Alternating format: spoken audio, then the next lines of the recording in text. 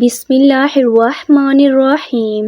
معزز ناظرین، اہل سرسار کی ایک قوم جسے قوم سبا بھی کہا جاتا ہے، اللہ تعالیٰ کی بے شمار نعمتوں کے اندر زندگی گزار رہی تھی۔ یہ قوم عظیم تہذیب و تمدن کی مالک تھی۔ حضرت داؤد علیہ السلام اور حضرت سلیمان علیہ السلام کی باعظمت حکومتوں کے بعد ان کی حکومت زبان زد و خاص و عام تھی۔ کہا جاتا ہے کہ یہ لوگ گندم کے مغفے آٹا پیس کر روٹیاں پکاتے تھے، لیکن اس قدر اسراف کرنے والے اور ناشکرے تھے کہ انہی روٹیوں کے ساتھ بچوں کا پخانہ صاف کرتے تھے۔ ان آلودہ روٹیوں کو اکٹھا کرنے سے ایک پہاڑ بن گیا تھا۔ ایک شخص نے وہاں سے گزرتے ہوئے ایک عورت کو دیکھا جو روٹی کے ساتھ بچے کو صاف کر رہی تھی۔ اس شخص نے عورت سے کہا، تیرے اوپر افسوس، خدا سے ڈر، کہیں ایسا نہ ہو کہ خدا تیرے اوپر اپنا غضب ڈھائے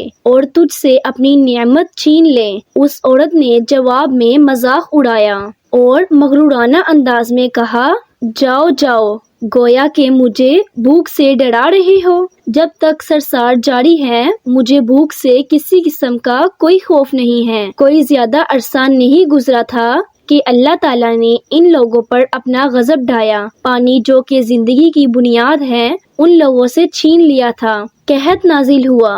بات یہاں تک پہنچ گئی کہ ان کی ذخیرہ کی ہوئی تمام غذا ختم ہو گئی۔ آخر کار وہ مجبور ہو گئے کہ انہی آلودہ روٹیوں پر ٹوٹ پڑے جو ان لوگوں نے اکٹھی کر کے پہاڑ کی مانند ڈھیر لگایا ہوا تھا، بلکہ وہاں سے روٹی لینے کے لیے صف لگتی تاکہ ہر کوئی وہاں سے اپنے حصے کی روٹی لے سکے۔